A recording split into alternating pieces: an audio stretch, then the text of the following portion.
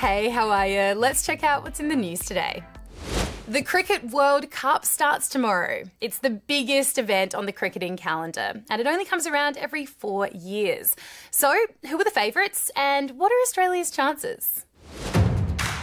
Everything you need to know about the Cricket World Cup in 1 minute. And a few extra seconds. What is it? It's a championship of one-day international, or ODI, cricket. This time around, 10 countries will be competing to lift the trophy. When and where? The tournament's hosted by England and Wales and runs from the 30th of May to the 14th of July. How is it played? Each team will play every other team once, and then it becomes a knockout tournament between the top teams. How can I watch?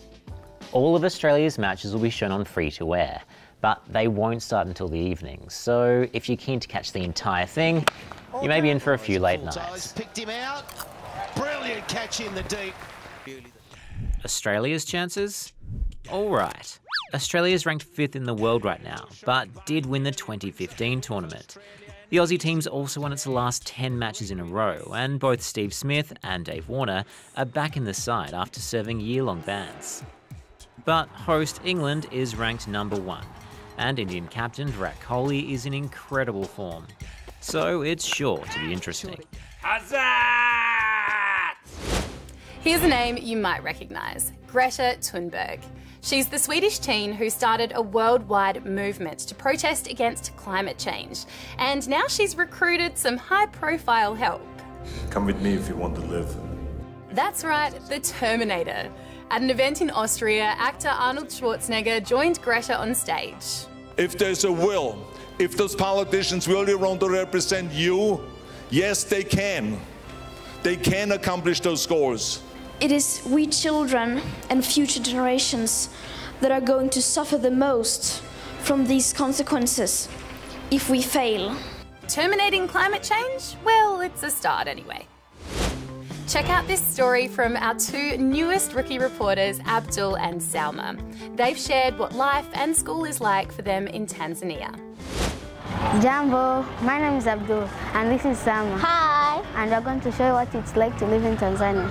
Tanzania is a country in East Africa and nearly 60 million people live here. It's known for its amazing environment. Our home city is Arusha. Lots of people live here on less than $2 a day, but our school wants to help change that.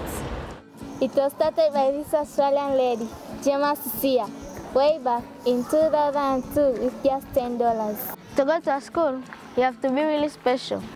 We sat a special test, and then some staff from the school had to come to our home to see if our family really needs help. It was such a good day when I got selected.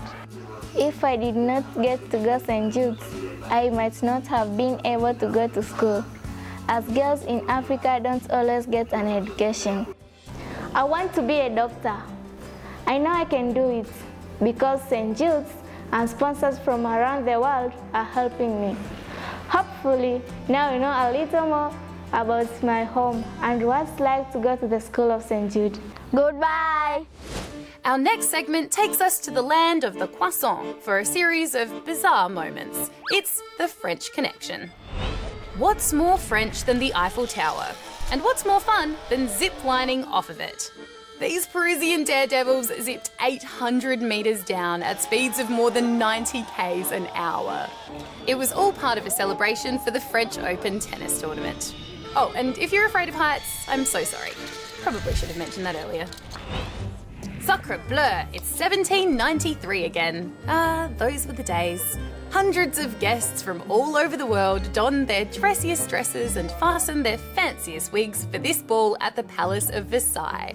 It was home to France's royals in the 18th century. Well, it's so cool, right? It's like a different era.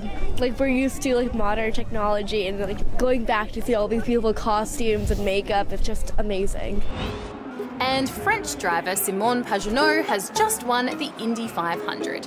So what better way to celebrate than to pour a litre of milk on your head? Where did that bottle even come from?